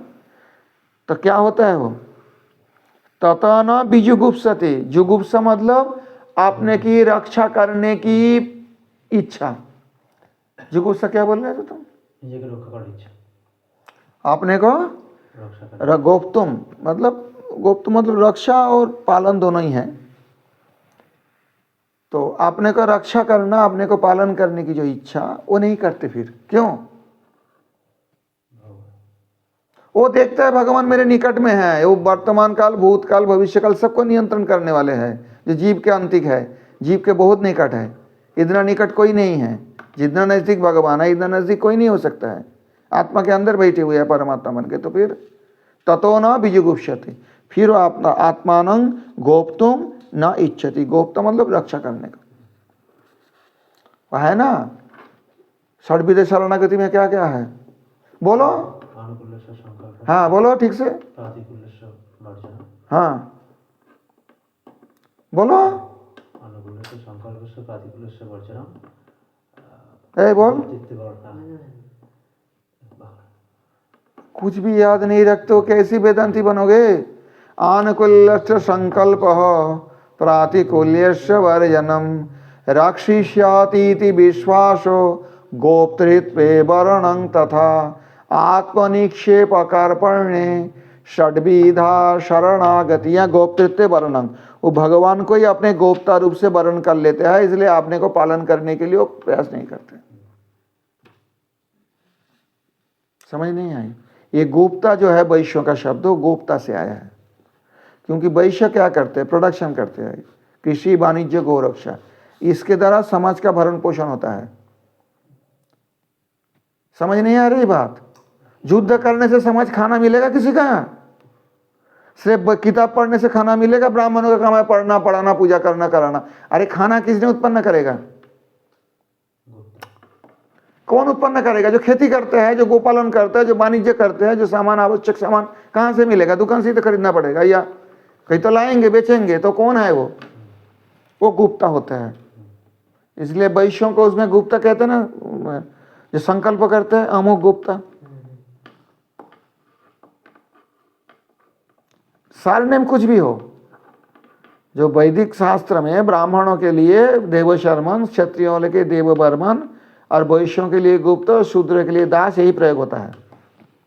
तो वैश्यों को क्यों गुप्ता बोला जाता है? कि समाज को वही तो खिलाता पिलाता है, सप्लाई देता है सामान को। कृषि गौरक्षा वाणिज्य, इससे तो समाज की पोषण होता है। परंतु यहाँ ततो न बीजुगुप्सते आत्मानं गोप्तुम न इच्छति, आपने को पोषण करने की, अपने आप अपने को पोषण करने की इच्छा नहीं करते हैं, पालन करने की इच्छा नहीं करता, क्योंकि जानते हैं भगवान सब करने वाले। समझ में नहीं आई बात? और भय नहीं रहते हैं, क्यों? भगवत ज्ञान सामर्थ्य न, जो भगवत ज्ञान प्राप्त हुआ उसी के सामर्थ्य से वो अन्य विषय का भय अभावात, अन्य विषय में उसका भय नहीं रहते हैं। मत्वा धीर कहाँ गया? ईशानांभूत भव्यस्य न ततो बीजुगुप्सते। समझ में आई ये बात पूरा संपूर्ण? कल समझा दोगे मुझे? समझा दोगे ना? समझा देना पड़ेगा बेटा, तब तो मैं समझूंगा तुम लोग समझे हो। ऐदं मध्वदं वेद आत्मानं जीवमान्तिकात् ईशानं भूतभव्यस्य न ततो बीजुगुप्सते। एतद् वैतत्, इतना ही है ये। इतना है मतलब जो नचिकेता प्रश्न किया था, जो नियंता कौन है, इतना ही, एतद् वैतत्।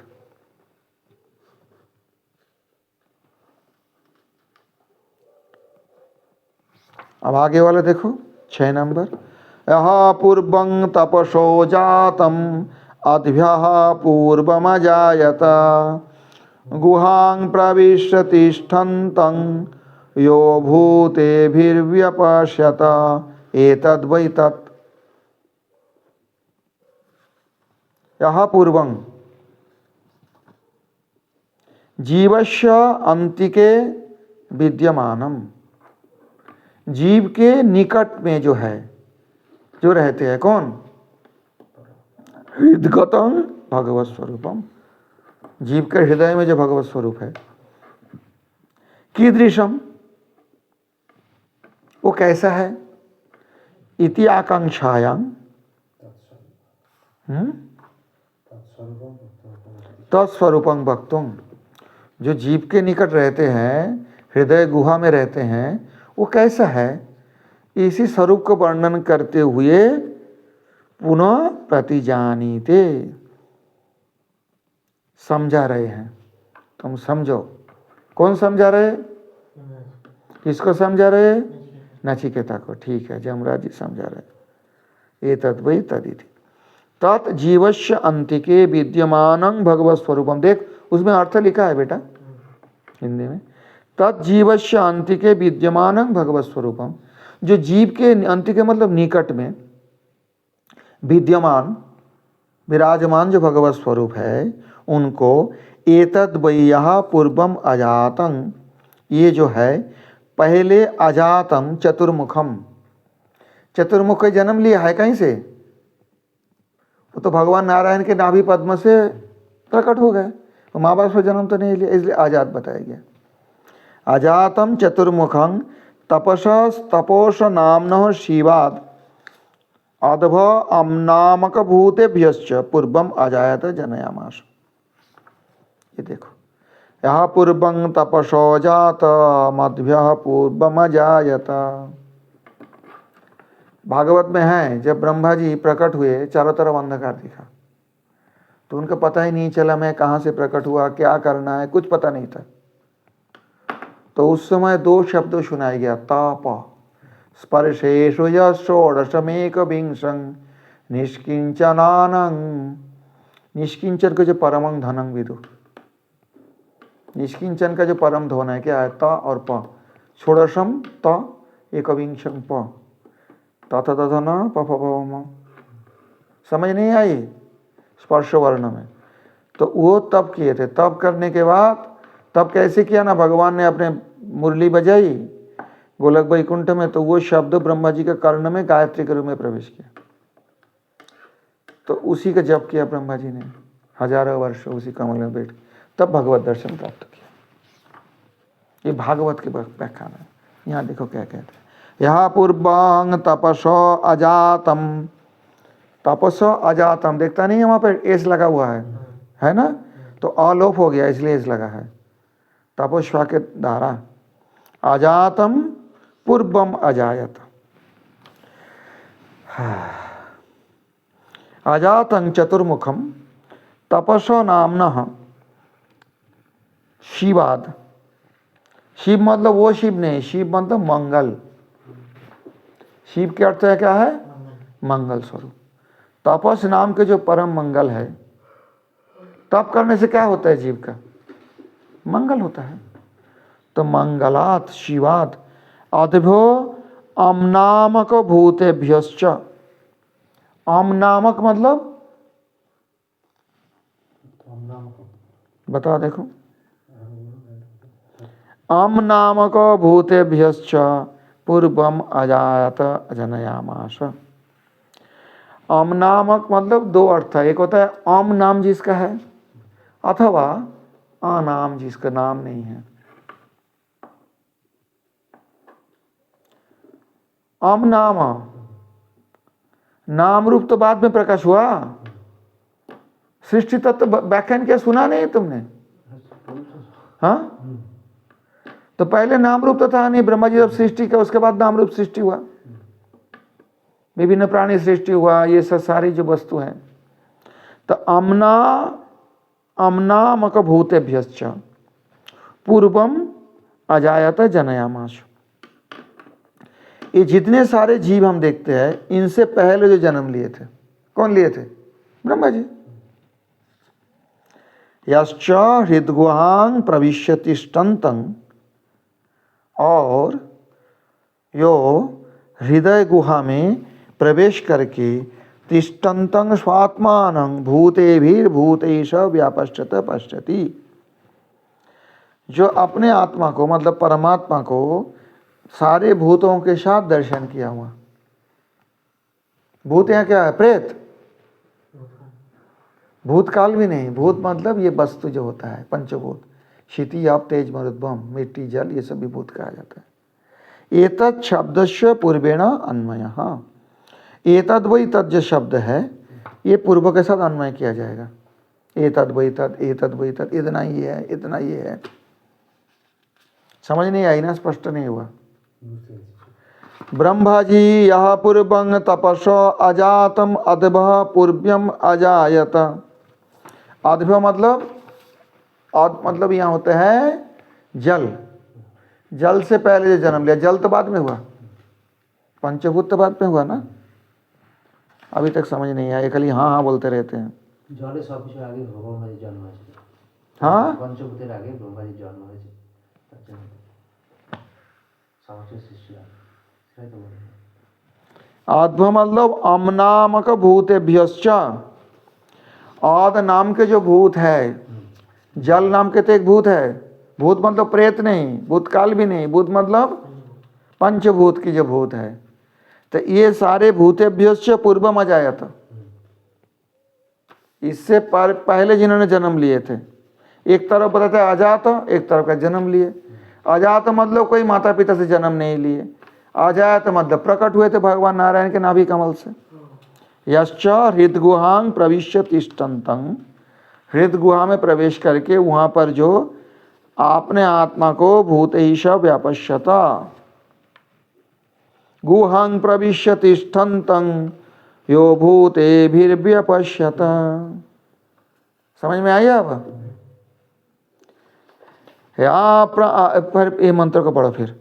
यः पूर्वं तपसो जातम् अद्भ्यः पूर्वमजायत गुहां प्रविश्य तिष्ठन्तं यो भूतेभिर्व्यपश्यत एतद्वै तत्। या प्राणेन संविशत्यादितिर्देवतामयी गुहं प्रविश्य तिष्ठन्तिं या भूतेभिर्व्यजायत एतद्वै तत्। या प्राणेन, यह है 7 नंबर मंत्र। देखो, किंच या देवतामयी देवतत्वमा, इसमें 15 मंत्र है मेरे ख्याल से पहली बल्ली में। एक भी बल्ली पूरा नहीं कर पाता, तो मुझे समझाने के लिए मेरे को 2-2 घंटे लगा देना पड़ता है एक एक बल्ली में। हाँ, इतना आसानी है जो। किंच, किंच और क्या? किंच मतलब और क्या बोलना तो बोल। और क्या? या देवतामयी देवतत्तमा अदनात् अदिति ही स्त्री रूपा भगवती प्राणेन मुख्य प्राणेन सहिता। यहाँ पे अर्थ दूसरा किया होगा, क्या बोलते हैं देख तो वहाँ तेरे किताब में। हाँ, या प्राणेन संविशति अदिति देवता में। अदिति क्या बोल रहा है वहाँ अर्थ? अदिति मतलब देव माता अदिति को, देवता जिनसे जन्म लिया है, वही अर्थ साधारण करते हैं। लेकिन मध्वज अर्थ किया है उसके अनुसार जो वेदेशीय खंडार्थ है उसमें अदिति मतलब जो खाते आए, अदनात् अदिति ही।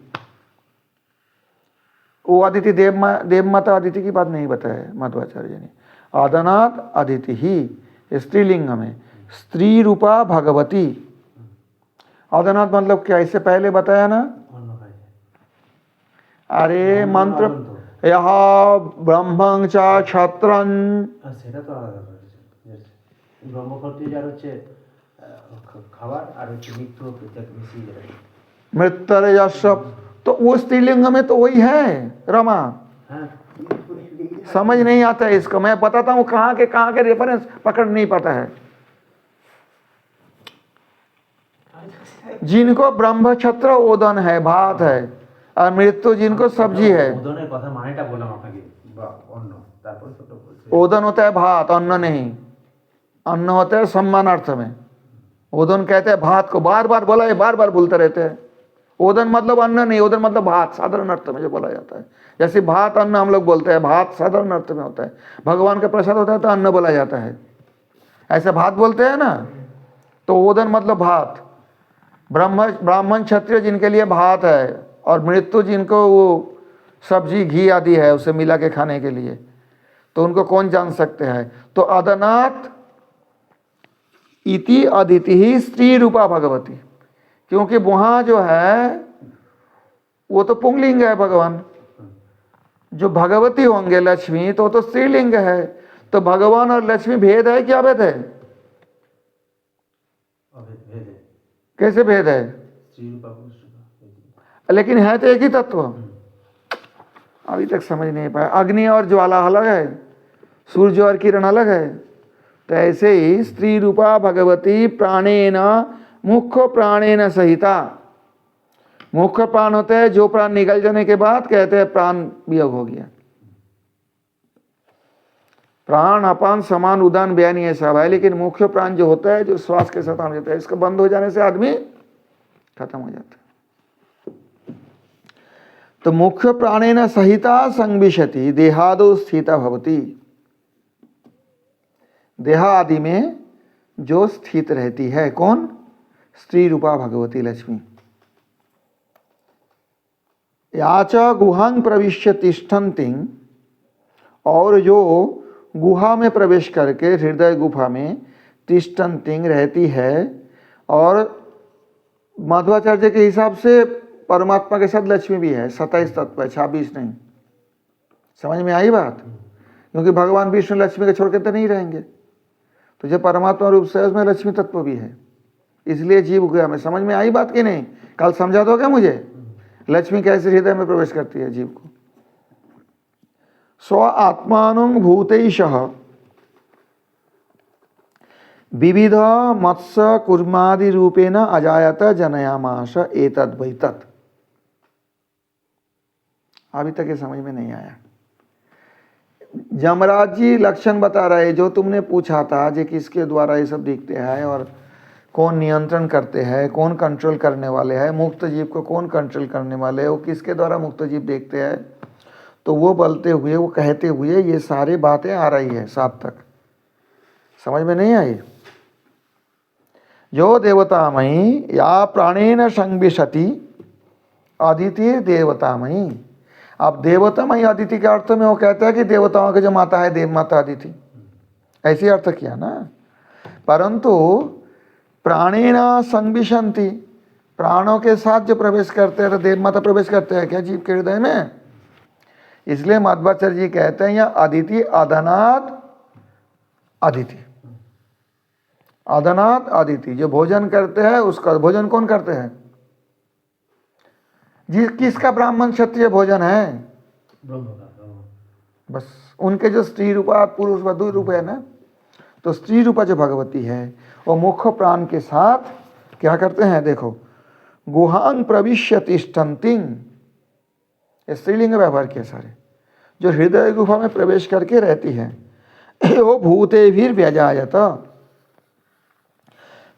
स्वात्मनं भूते सह विविधं। कौन कौन रूप में आते हैं? मत्स्य कूर्म वराह नृसिंह रूप से कौन आते हैं? वही तो अंतरात्मा। समझ नहीं आई? और जब जब भगवान इसी रूप में आते हैं लक्ष्मी भी आती है। मत्स्य भगवान के साथ भी लक्ष्मी है मत्स्य कन्या रूप से। समझ नहीं आई ये बात? भगवान लक्ष्मी छोड़कर तो रहेंगे नहीं। तो नारायण जिस स्वरूप में अवतार लेते हैं लक्ष्मी भी उनके साथ साथ आती है। और नारायण जब हृदय गुफा में रहते हैं लक्ष्मी भी वहां रहते हैं जीव के हृदय गुफा में। और विबुधे भूतेशः विविधं मत्स्य कूर्मादि रूपेण अजायत जनयामाशा। विभिन्न प्रकार में अपने को मत्स्य कूर्मादि रूप में जो प्रकट करते हैं, एतद् वै तत्, इतना ही वो है, इतना ही वो है, एतद् वै तत्। वही अर्थ में कोई देखा जा सकता है। तो बोलो फिर मंत्र, या प्राणेन संविशति, नहीं यार संधि हो गया, संधि करके ही बोलना पड़ेगा। या प्राणेन संविशत्यादिति देवतामयी गुहां प्रविश्य तिष्ठन्तिं या भूतेभिर्व्यजायत एतद् वै तत्। उसमें अर्थ क्या क्या देखते हैं हिंदी में उसी में? हाँ, तो अदिति कैसे फिर प्रवेश किया? कैसे अदिति सृष्टि करेगी? अर्थ बोलना तो अदिति का अदिति लिखा है।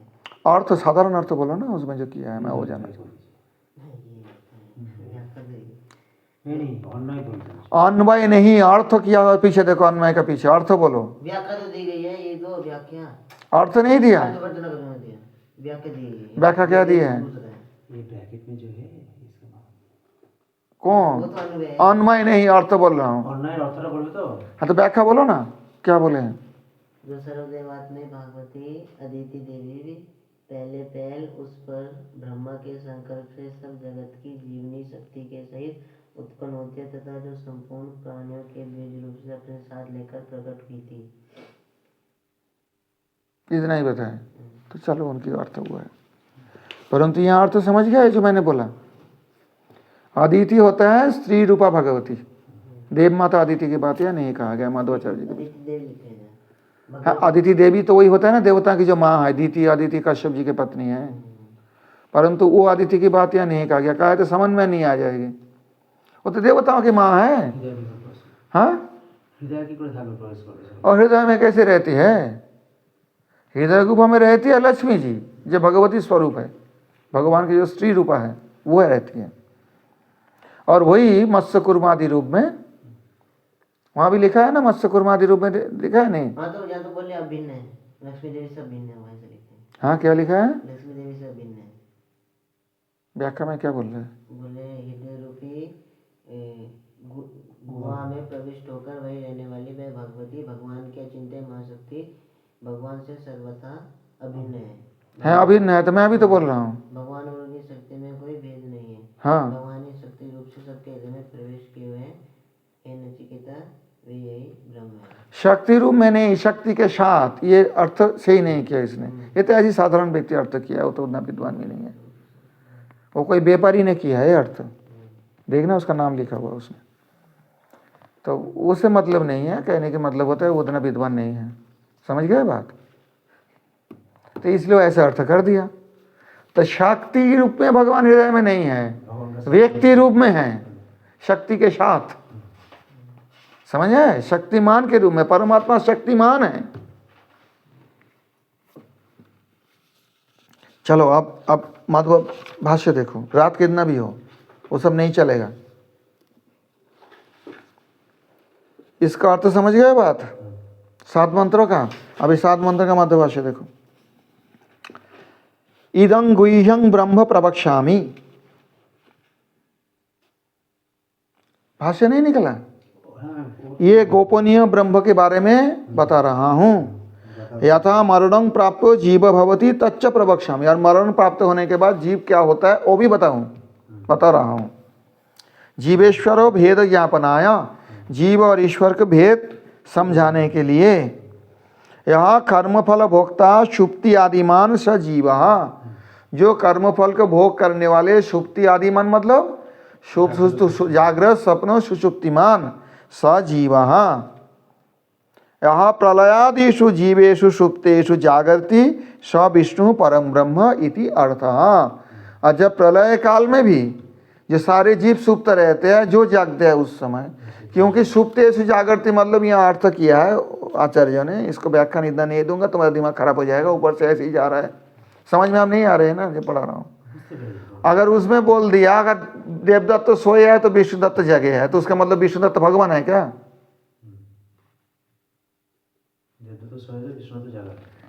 बेवकूफ लड़का, सुप्तेषु जागृति मतलब क्या भी तो हो सकता है देवदत्त सोए है विष्णुदत्त जगे है, तो क्या विष्णुदत्त को भगवान बोलोगे? तो इसलिए कह रहे गुहां कर्मफल भोक्ता प्रलयादिषु जीवेषु सुप्तेषु। ऐसा तो कोई भी सोया है, कोई तो जग रहे हैं। तो मैं सोया हूं वो जग रहा है, तो भगवान हो गया क्या मेरा? ये तो व्याख्या में कह रहे हैं। मूल जो मंत्र है उसमें देखो ना, जागृति लिखा है, सुप्तेषु जागृति आगे है इसका। तो प्रलयादिषु जीवेषु सुप्तेषु जागृति, प्रलय अवस्था में भी जब जीव सारे सुप्त हो रहते हैं, उसमें तो कोई भी नहीं, जगदत्त भी नहीं जगेंगे और देवदत्त भी नहीं जगे रहेंगे। उसी समय जो जागे रहते हैं वो विष्णु परम ब्रह्म इति अर्थः। नहीं जीवश्च योन्यादि गमनं ब्रह्म। जीव को योनि आदि में जाना वो ब्रह्म नहीं है। जीवात् भेदेन ज्ञातं हि ब्रह्म यथावत् ज्ञातं भवति। जीव से अलग रूप से ब्रह्म के जानना ही यथावत ब्रह्म का जानना होता है। जीवस्य अंतिके, ये अर्थ, ये शब्द देखो, जीवम अंतिकात 5 नंबर मंत्र में अभी। हाँ, या इदं मध्वदं वेदो आत्मानं जीवम अंतिकात। तो जीवस्य अंतिके नहीं स्वस्व स्वयं जीव अंतिके भवति। यहाँ मायावाद खंडन कर रहे हैं। मायावादी कहते हैं जीव के अंतिक मतलब जीव ही वही है। अतः जीव ही है तो जीव के नजदीक मतलब क्या? दोनों वस्तु हो तभी तो एक दूसरे के निकट होगा। दोनों वस्तु हो अलग अलग तभी तो एक दूसरे का निकट होगा। ये मध्वाचार्य कहते, तो मूर्ख मायावादी कहते हो कि जीव शांति के मतलब जीव में एक ही है। एक ही हो तो एक दूसरे को निकट रहते हैं क्या? नवीन, एक दूसरे को निकट रहते हैं मतलब दोनों अलग है।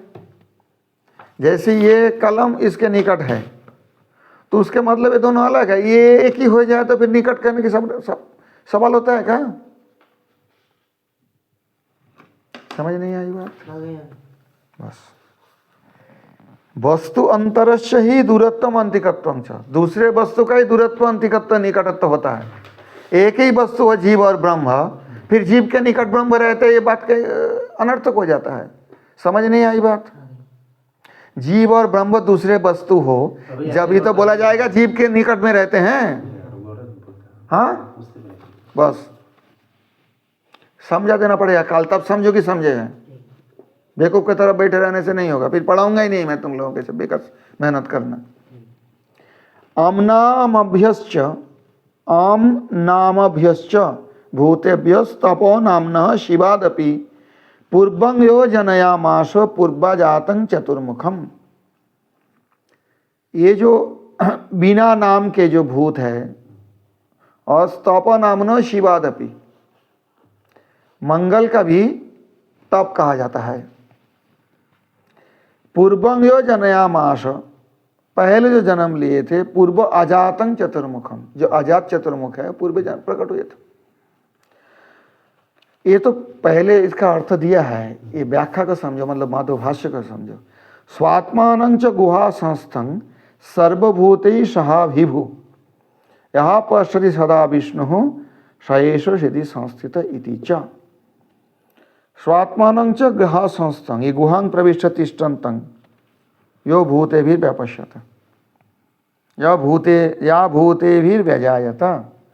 तो स्वात्मानं च गुहा संस्थं सर्वभूतैः सहा विभु, अपने को हृदय गुफा में सारे भूतों के साथ जो रहते हैं, यहाँ पश्यति सदा विष्णु, सर्वदा जो भगवान विष्णु के इस प्रकार से दर्शन करते हैं, शयेशो हृदय संस्थित हो, देखते हैं कि हृदय में रहते हैं।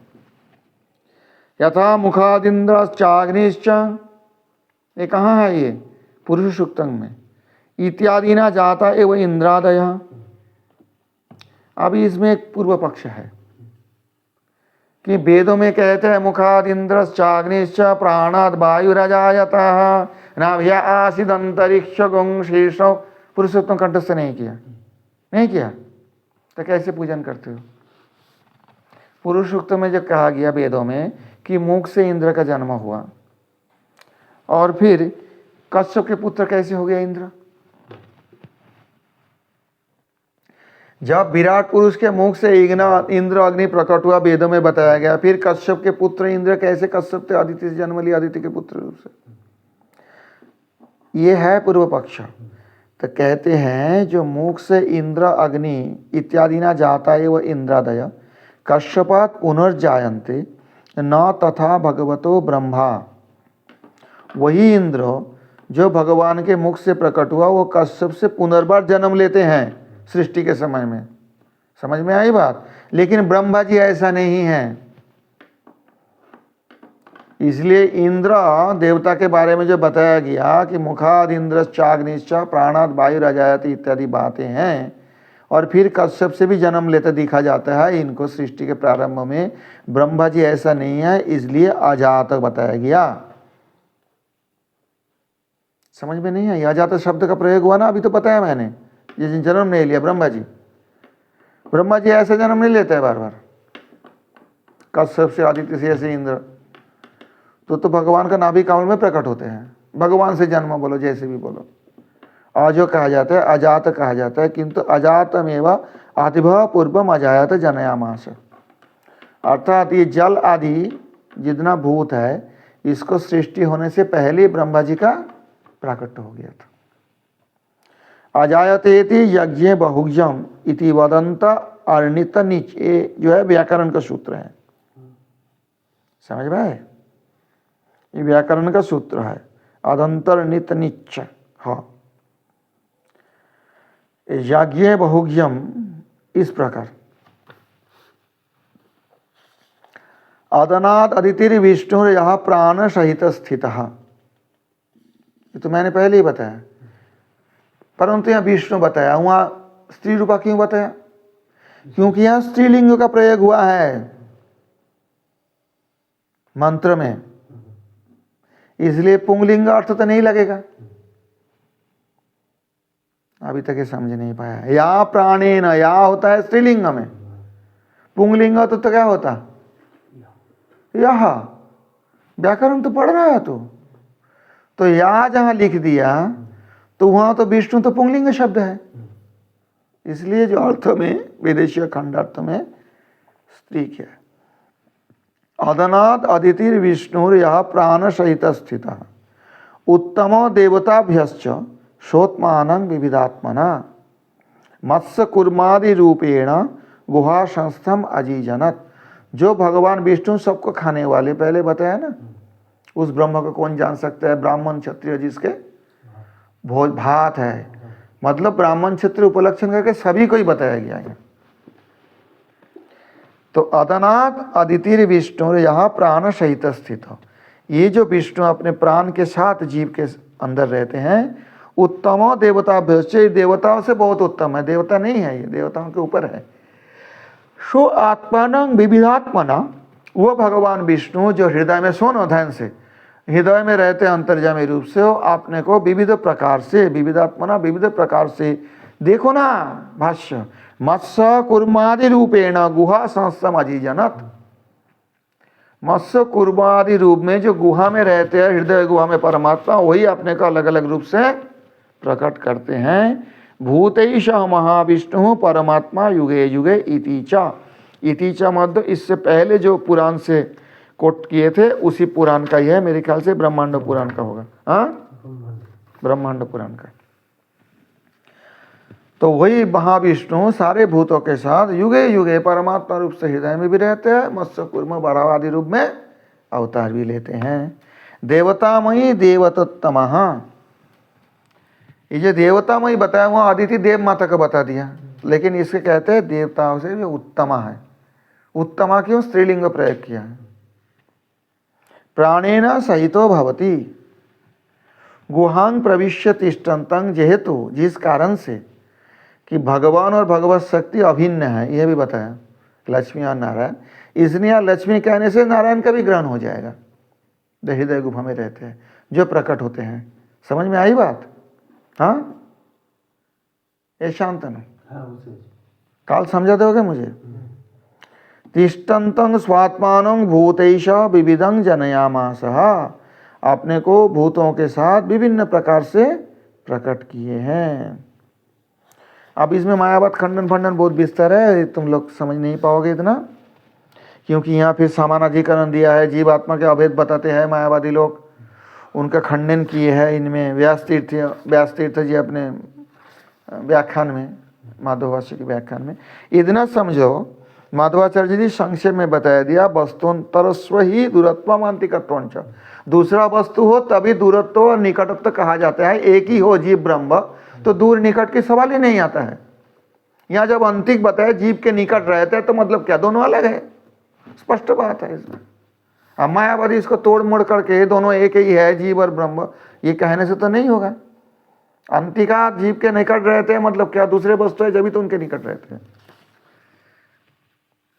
इतना ही समझो, बाकी मायावाद खंडन तो अभी तुम लोगों का बस की बात नहीं है। चलो द्वितीय अध्याय का पढ़ो पहले। परांचिखानि व्यतृणा स्वयंभूस्तस्मात् परां पश्यति नान्तरात्मन् कश्चिद्धीरः प्रत्यगात्मानमैक्षात् आवृत्तचक्षुरमृतात्ममिच्छन् पराच कामाननुयन्ति बाला स्ते मृत्योरयन्ति वितताश्च पाशम् अथ धीरा अमृतत्वं विदित्वा ध्रुवमध्रुवे स्पृह न प्रार्थयन्ते येन रूपं रसं गन्धं शब्दान् स्पर्शांश्च मैथुनान् एतेनैव विजानाति किमत्र परिशिष्यते एतद्वै तत् स्वप्नान्तं जागरितान्तं चोभौ येनानुपश्यति महान्तं विभुमात्मानं मत्वा धीरो न शोचति ऐदं मद्भदं वेद आत्मानं जीवमान्तिकात् ईशानं भूतभव्यस्य न ततो विजुगुप्सते एतद्वै तत् अपूर्वं तपसो जातम् आदिभ्यः पूर्वम् अजायत गुहां प्रविश्य तिष्ठन्तं यो भूतेभिर्व्यपश्यत एतद्वै तत् या प्राणेन संविशत्यादितिर्देवतामयी गुहं प्रविश्य तिष्ठन्तिं या भूतेभिर्व्यजायत एतद्वै तत्।